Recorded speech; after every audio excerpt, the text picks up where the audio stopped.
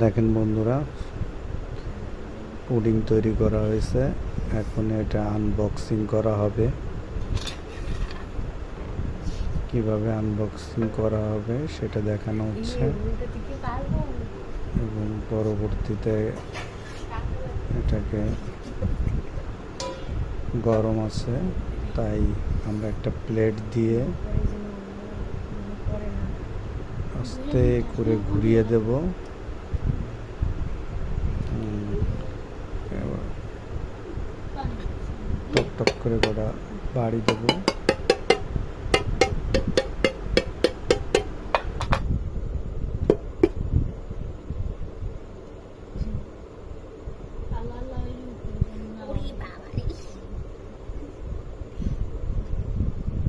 আস্তে আস্তে করে, আস্তে আস্তে।